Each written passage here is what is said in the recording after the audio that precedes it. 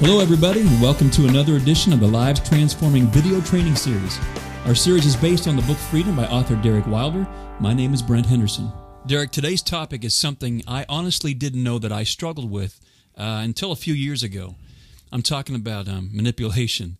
I don't know about you, but if there's one thing that I cannot stand, it's when I feel like someone's trying to manipulate me. When I was a kid growing up, there was a few guys in my high school, I think, that would have qualified probably as being bullies.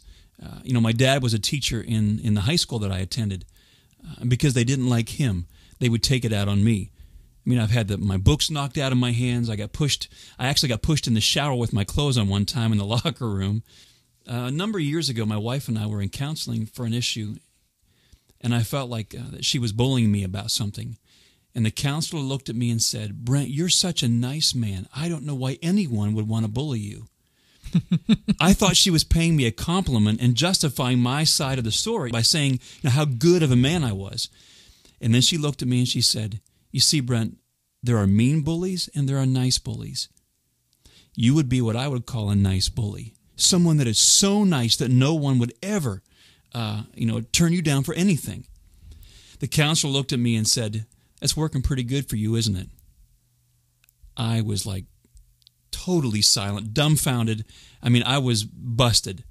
I had never heard the term nice bully before, but I had learned that if I did that, I could get what I wanted. Not from being mean again, but from being nice. I've got kids that are in high school right now, and they've been brainwashed with the more people like you, the better you are. The kids that are liked more are the kids that are more. Well, and what was hard for me was my dad was a teacher in the high school, so all the other teachers knew my father.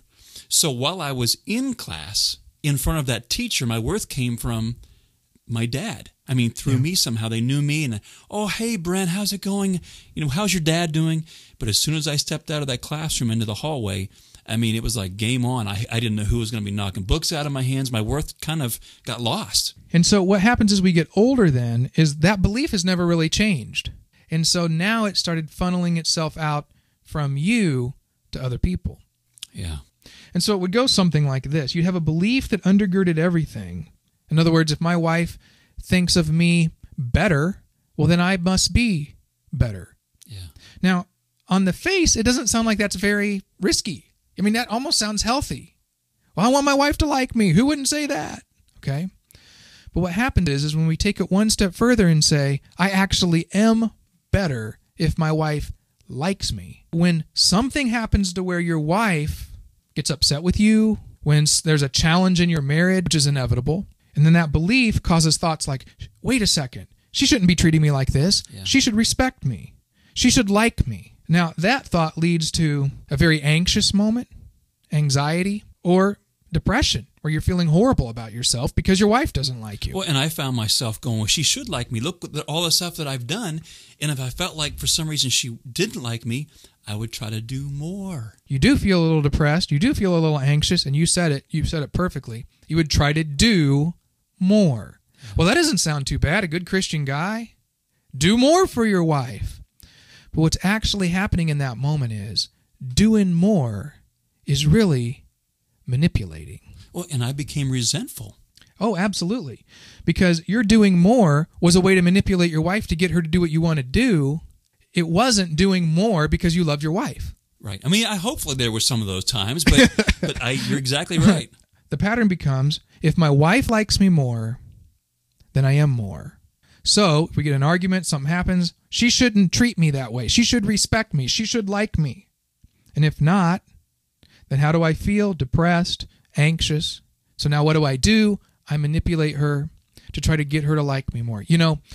I was coaching a friend, and he called me up, and he said, Derek, my wife and I have separated. And he was telling me about how upset he was that he was separated. She wanted the separation. He didn't want the separation. Let me set this up just a tad. There was no infidelity. There was nothing on the outside that really made it look like they should be getting separated. When I was talking with this couple, we'll call them David and Sarah. When I was talking to Sarah, she was telling me that she feels like she doesn't even know who she is anymore. for her anyways, she was resenting David. Well, then I talked to David separately. And what was happening with David was he was doing everything in his power to try to get his wife to like him. What that ends up looking like is manipulation. Let me give you some specifics. When you bring flowers home to your wife and your wife knows these flowers are trying to get me to have sex with you, now it's not flowers anymore. It's a vehicle to manipulate. So what was happening in this marriage was David was needing Sarah to like him so much so he could feel good about himself. And the more she would pull away a little bit because she needed some breathing room, the more he would what? He would try more, try harder. He would try harder. The more he would try harder, the more he would do things. Sometimes he would send flowers, but she wouldn't even like the flowers. So David would be like, she doesn't even like the flowers. Well, no, she doesn't like the flowers because she's perceiving them as a form of manipulation for you to try to get her to like you more. Yeah. Well, then what would happen? The flowers wouldn't work. And so then he'd get mad because his wife wasn't respecting him, or his wife would argue with him. He would take it as a personal thing because his value as a person is connected with whether or not his wife likes him. Yeah. So if his wife acted like he didn't like him by disagreeing, he'd have to get what? Like defensive or angry.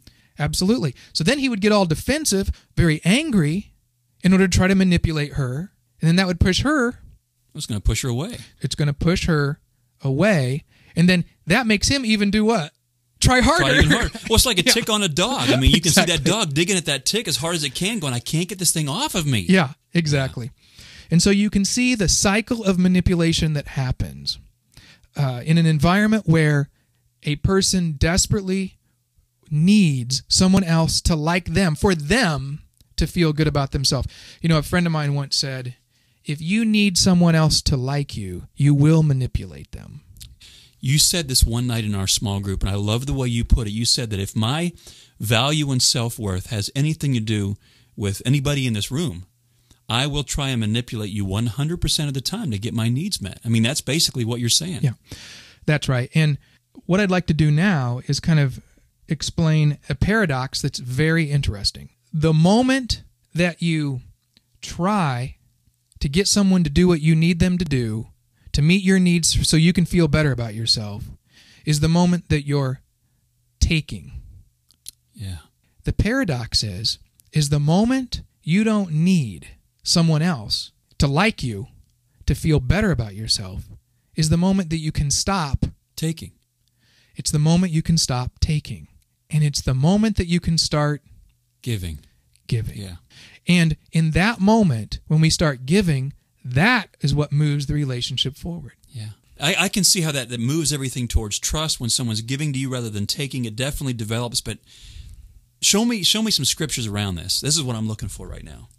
This passage in Mark 10 about the rich young ruler is amazing. And I know many of you have heard this story before. This is out of the NIV. It says this: as Jesus started on his way, a man ran up to him and fell on his knees before him. Good teacher, he asked, what must I do to inherit eternal life? Jesus says, why do you call me good? No one is good except God alone. You know the commandments. You shall not murder, you shall not commit adultery, you shall not steal, etc. Teacher, he declared, all these I have kept since I was a boy. And listen to this next phrase. Jesus looked at him and loved him. Jesus looked at him and loved him. In this moment is the moment Jesus knows the very thing that's going to set this man free. And he says this, Jesus does. One thing you lack. Go sell everything you have and give to the poor. You will have treasure in heaven, then come follow me. Now, I love how Dietrich Bonhoeffer explains this. Because what was happening is this rich young ruler was believing that his value and worth came from his money. In other words, if he had more money, right, he was better. Bonhoeffer says this: at first sight, it would seem that Jesus is thinking in terms of an addition to the young man's previous life. But, Bonhoeffer says, it is an addition which requires the abandonment of every previous attachment. That is what God is calling us to. When we are attaching our value to money, sell the goods.